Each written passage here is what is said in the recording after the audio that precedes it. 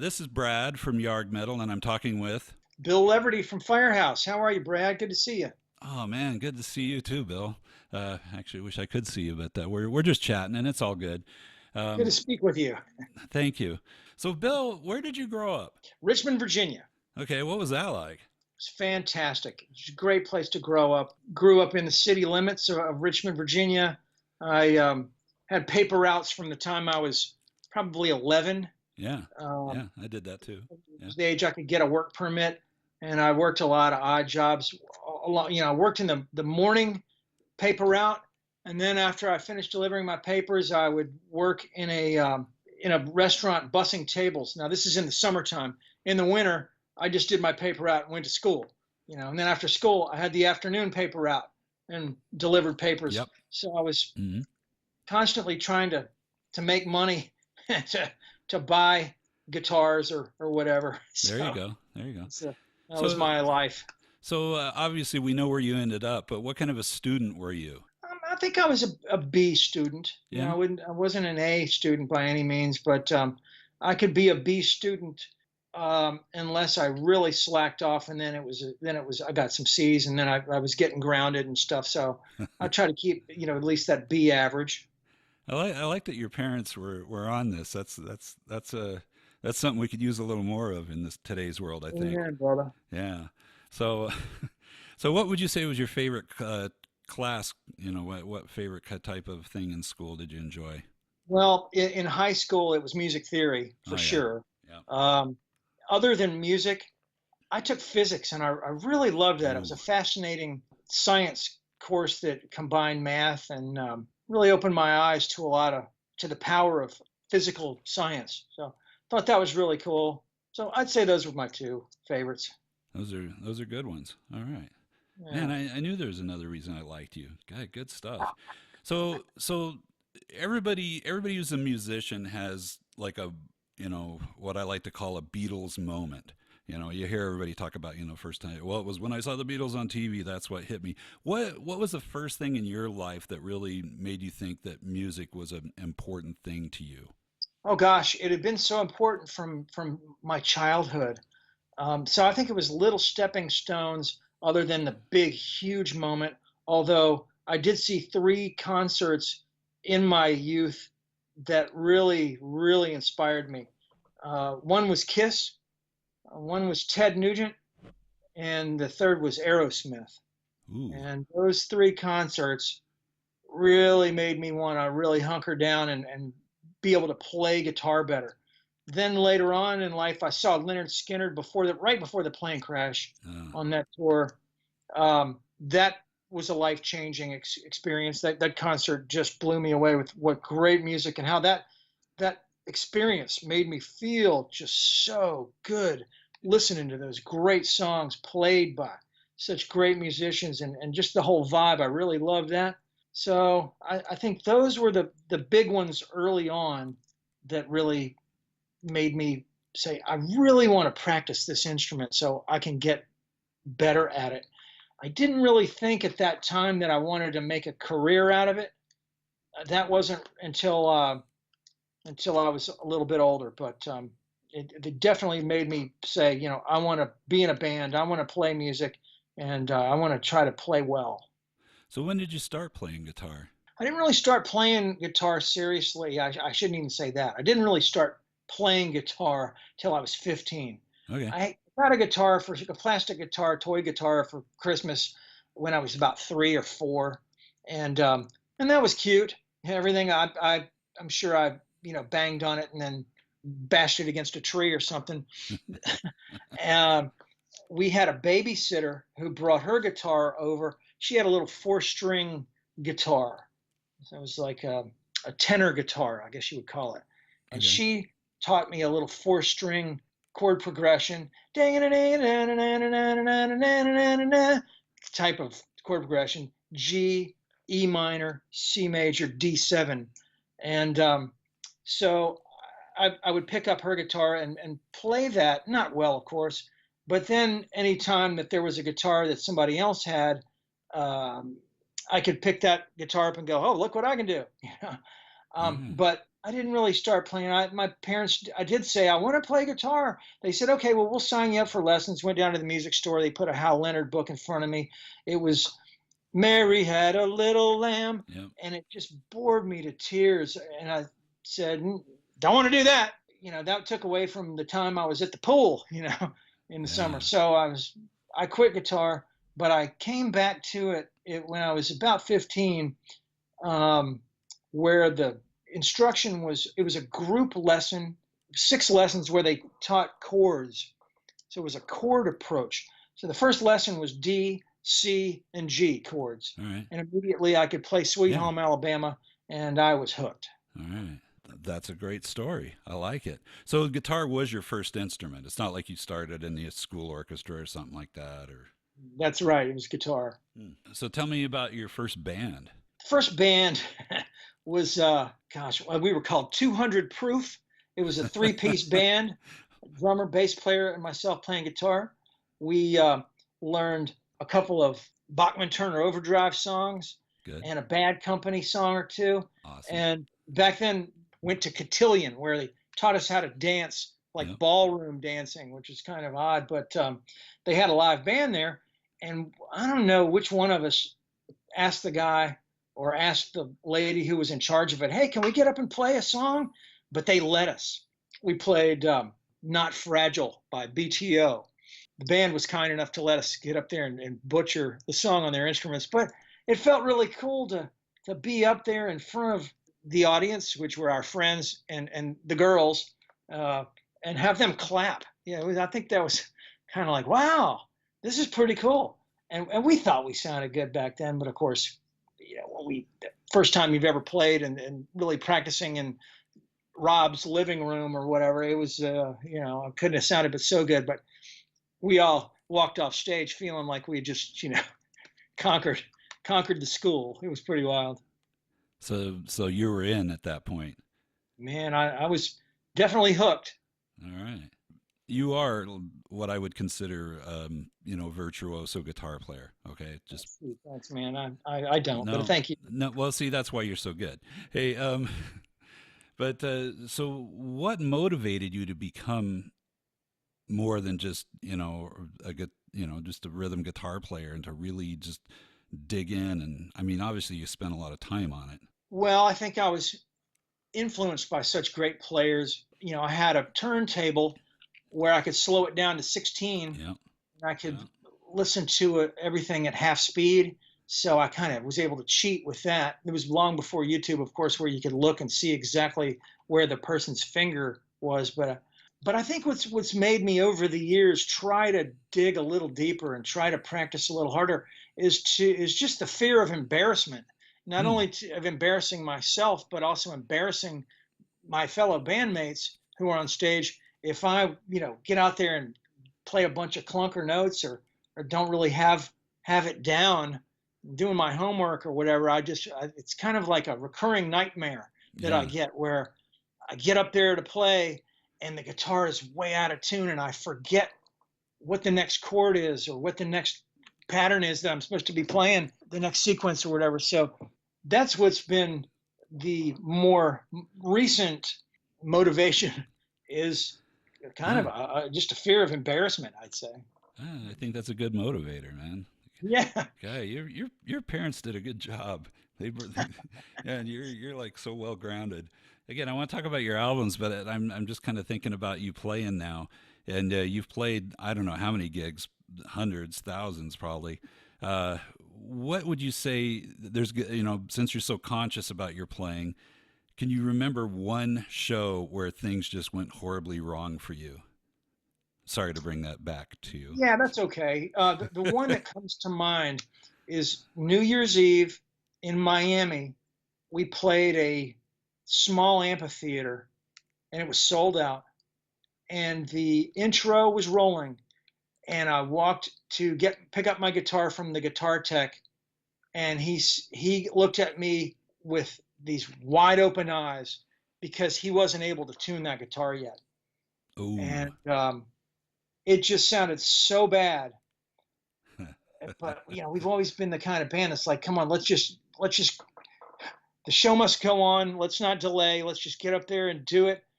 And but it sounded so bad. And so when you start a show on a terrible note like that, it blows your vibe, and it's hard to get it back up because that first song sounded so bad, and you wish you could just have a second take with it, but it's live. Yep.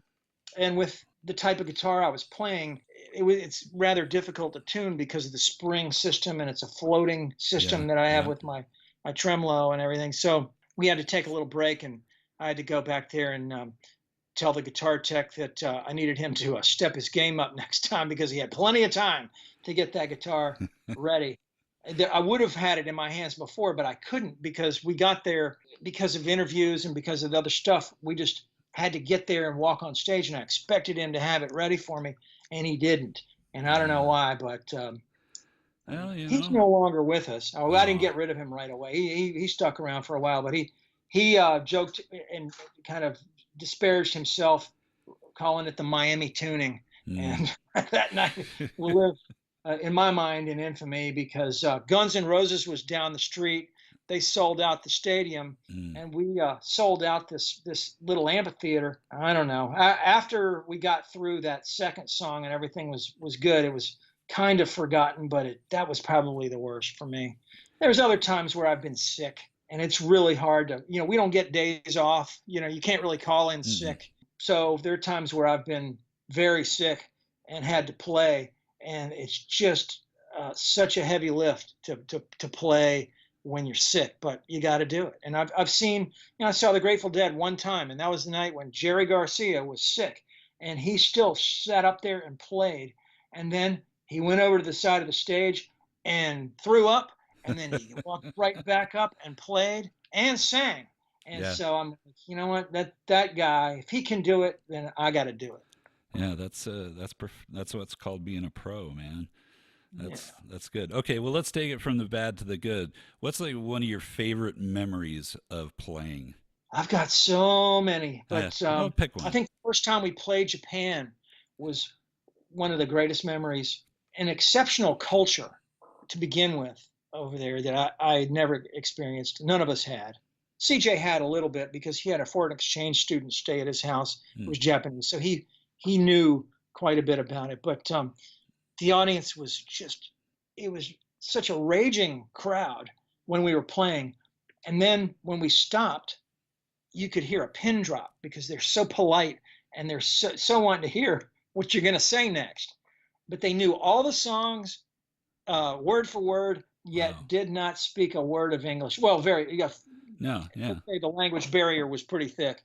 So that, they threw dolls up that were little effigies of us with the clothing that we were, worn in pictures and stuff. And it was just a wonderful experience, how passionate they were. That's a good memory. That's a good thing. All right, now we're heading down the good road. Okay, so we're going to bypass the FireHouse stuff. I want to get into your solo work.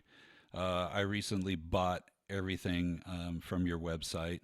Thank you so much. Bill Leverty.com, correct? Or Leverty.com. I think I might Is it Leverty.com? But it's definitely Leverty.com. Okay, Leverty.com, because we want to make sure people know where to get this stuff.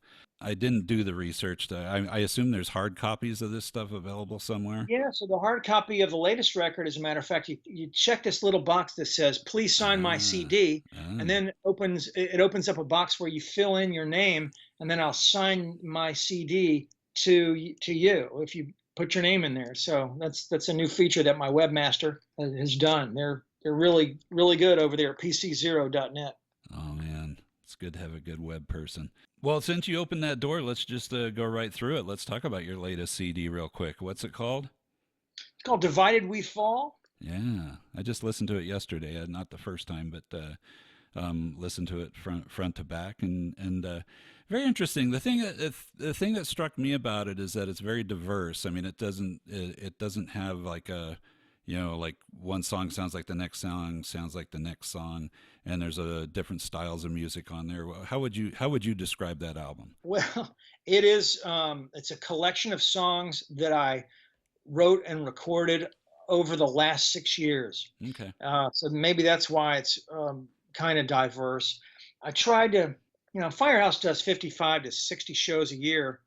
So that keeps me really busy in life. And then I got a family too. And then I've got other bands that I recorded in my studio and mix and master and stuff like that. So it takes what I believe to be an idea that is worth my time. So it takes a good enough idea to meet that threshold for me to say, okay, I'm gonna work and try to finish this song.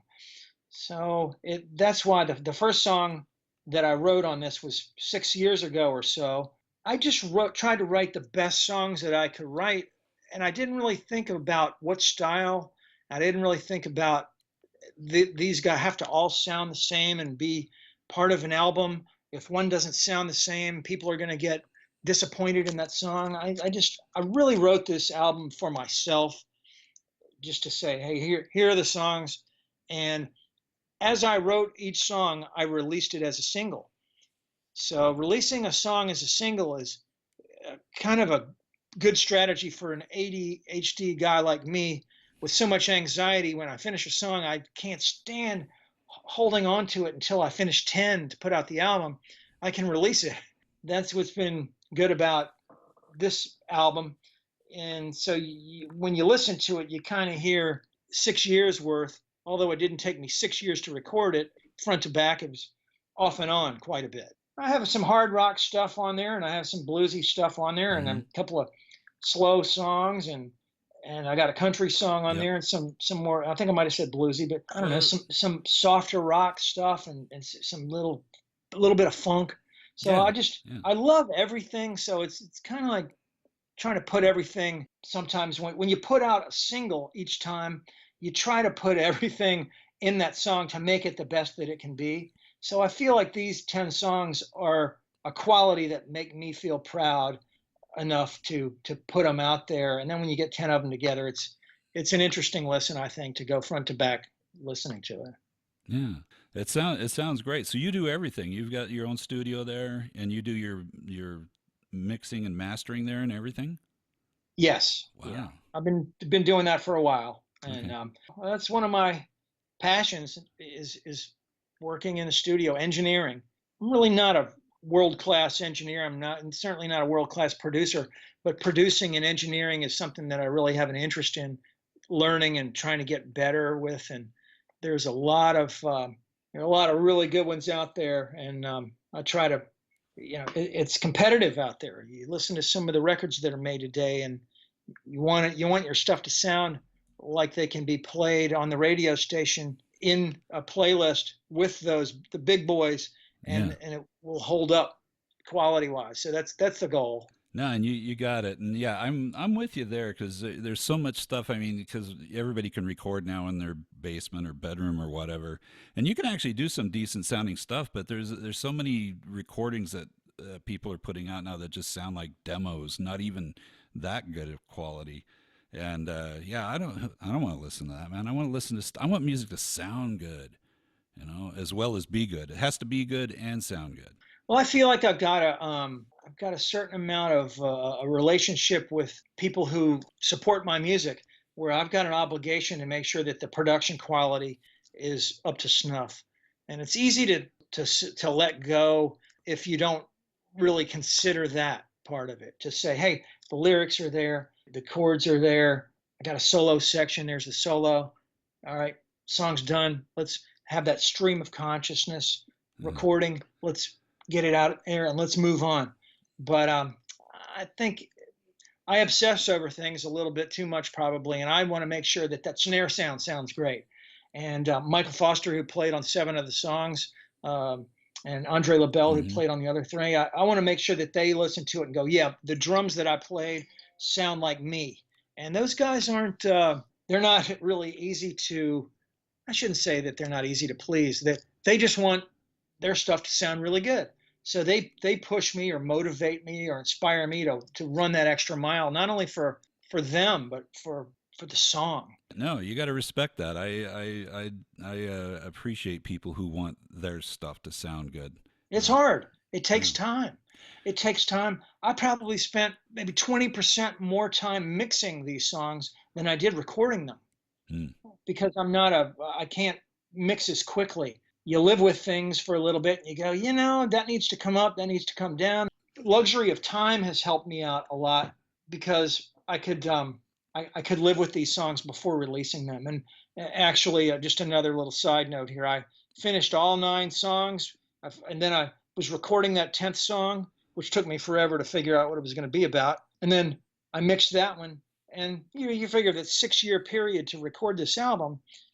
By the time I got to the 10th song, mixing that, I'd learned some engineering skills and tricks or whatever that I didn't know the 6 years before. So I had to remix those other 9 to get them to sound up to Oh. snuff, that 10th one. So Oh I man. thought I was done, but I wasn't. But I am done now. All I right. let it go, and so here we are. Yeah, that's the problem having your own studio, isn't it? It's like it's like when you say that it's done. Well, the this very smart guy that I know who's in the music business told me one time. He says, "You never finish a project. You just eventually decide to let it go." Yeah, that's That's the good. truth. That's a You can keep fiddling with it forever. Oh yeah, And, yeah. There's certainly people who've done that. But I want to talk. Let's talk a little bit more about Divided We Fall, though. You talked about the drummers on there. One thing that and you and I had a little texting or messaging conversation about some of your recordings and the bass player on there. Who played bass on Divided We Fall, or was there various people, I assume, or one person? Keith Horn played on 7 of the songs. The other 3 he wasn't in town for. He had moved to Nashville. Well, actually, I think he moved to Missouri for a little while, and I had 3 songs that I had put out. But the other 7 he played on. Keith Horn is a virtuoso bass player. He's Oh yeah. also a virtuoso at every other instrument he plays, which he plays just about everything. He played with Peter Frampton for years. He played with Hart for a while.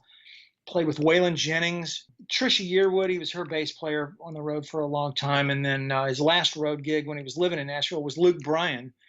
And then he moved back to Virginia. So I've known him for 35 years and always wanted to record with him. And when I moved back here and started recording, he was my go-to bass player. I mean, why wouldn't he be? He's just a monster, and everything he plays is just so cool and so perfect for the song. He's just a wonderful guy and a monster player, and he just brings out the right things for the song. And he's got so much experience that he's not trying to show off at all, although he can play more.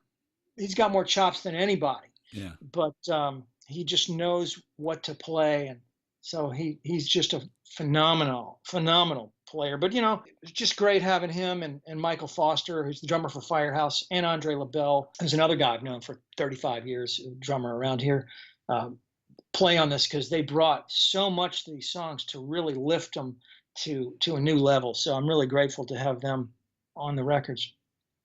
Well, and as a bass player, I play bass. I have a lot of love for what you're saying there, because most guitar players would have been like, "Oh, I'm just going to play the bass on this because it's just like the same thing, right?"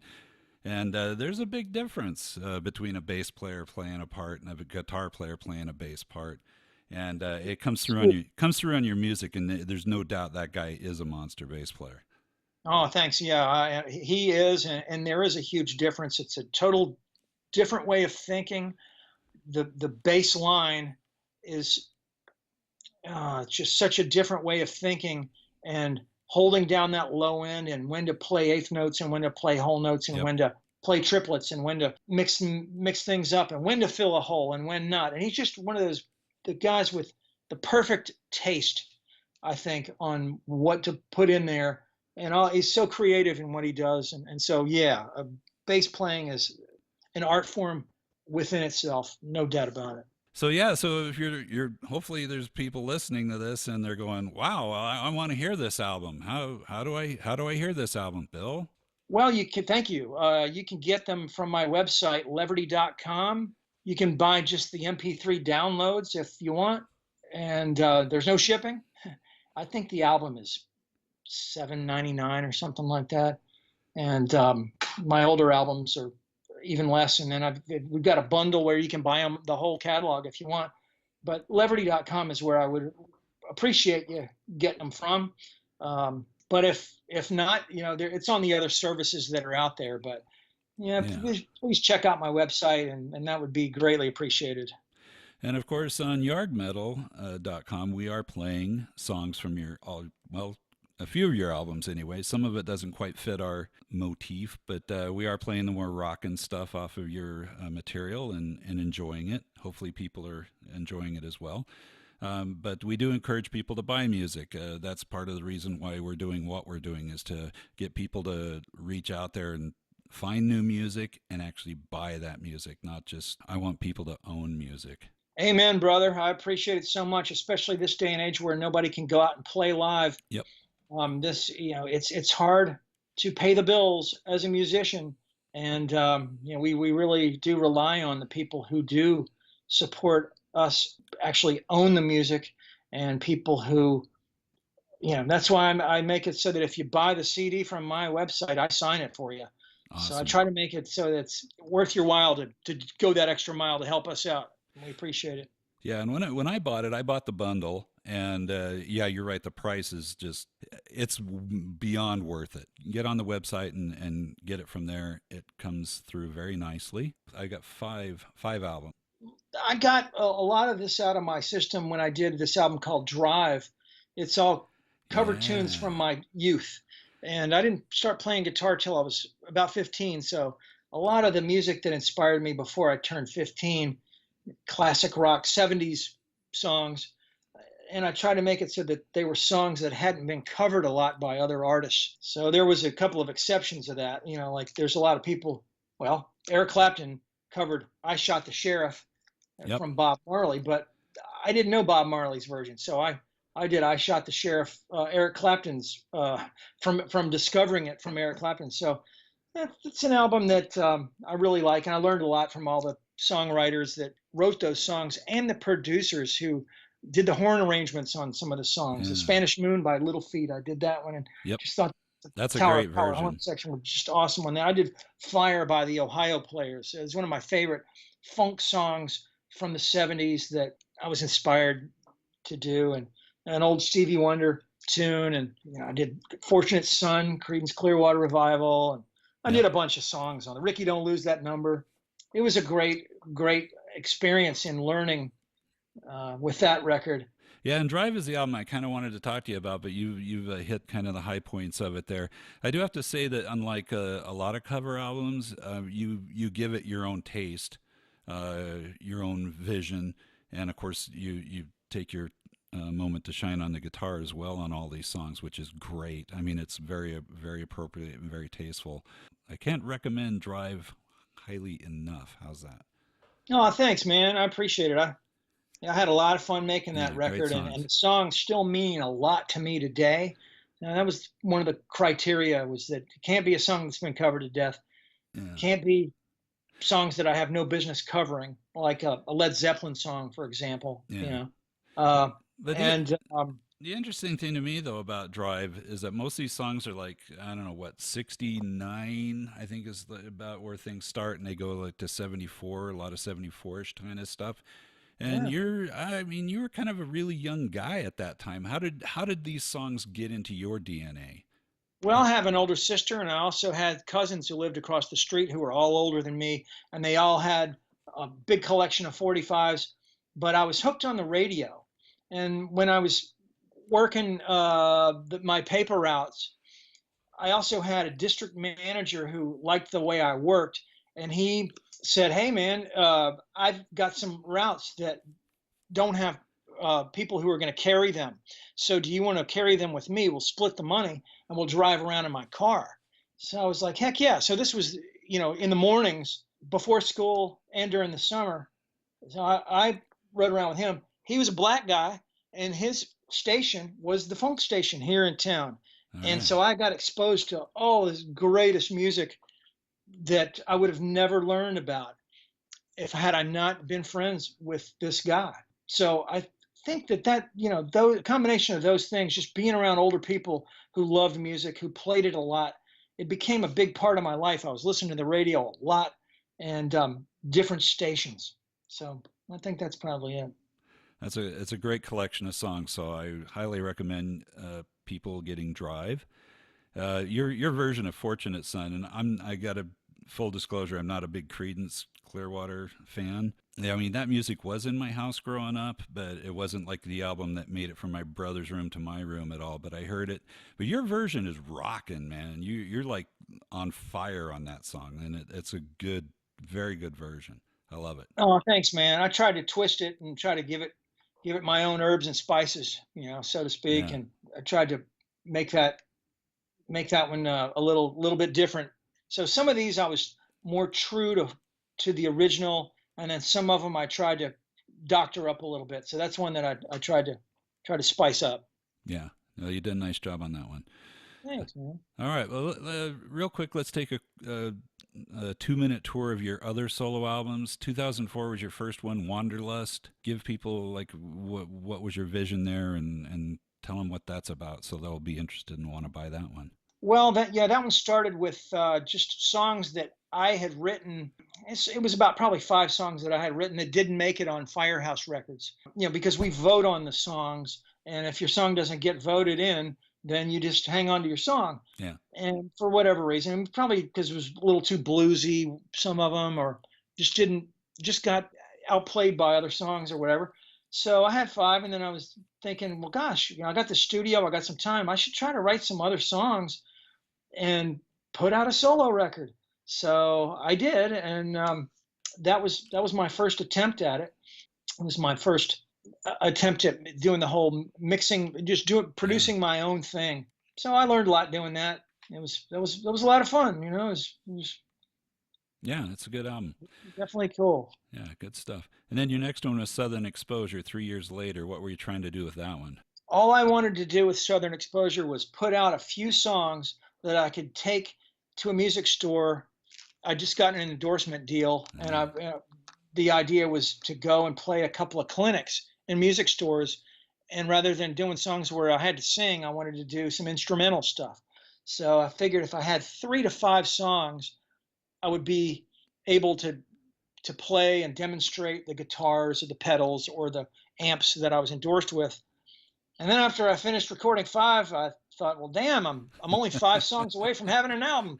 Let's let's record 5 more. So I wrote 5 more and put out an instrumental record. I always was inspired by instrumental guitarists, wanted to do one, and it's so liberating to do instrumental music because you don't have to write lyrics, and your guitar can be your singer.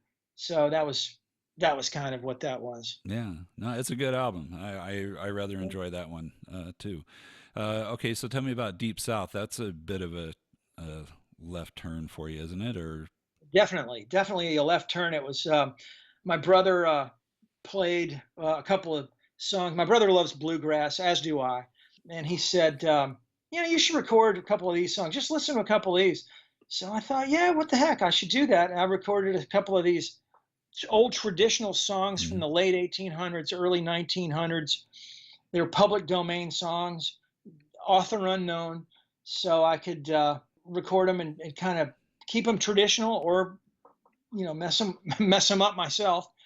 And that was the idea. I got started on it, and I had to finish the album to completion because it was so fun dusting off the mandolin and my old banjo that my uncle gave me, and the other acoustic instruments that I didn't really break out that much. And there's some electric guitar on there too, but I used like Telecasters Yeah, and stuff for that. I had one where I used a Strat, and a couple sounds where I used my bigger sounding humbucking guitars. But for the most part, it was trying to do something different because I love different stuff, and this was one kind of genre, little area of music that I hadn't done that I wanted to get out there. So it was just kind of a frivolous sort of thing, but it turned into something that I really, really enjoyed. And I met a lot of new people by putting this record out. So it was worthwhile for sure. yeah, and I enjoy it as well. Even though I'm a real hard rock kind of guy, I do enjoy diversity, and if the music's good, the music's good. That's all that matters, and that's good stuff. There's some great songs on there that Yep. have really withstood the test of time, Yeah. and a lot of them that I hadn't heard before my brother exposed to me, and a lot of them I just found researching songs from that era. and they were. It's hard to find cool songs that I could do because a lot of the music that was written back then was sounded like parade music to me. Yeah, I But hear there you. was a lot of it that was like a lot of the spiritual songs were so powerful, and I thought, that would be a cool one. Maybe I can make that one work. So the most challenge for me is to get something that I think I can make work vocally Yeah. because my voice has a limit to it, and I'm learning my limitations. So I want to make sure I'm singing something that I have business singing. So that's the challenge. All right.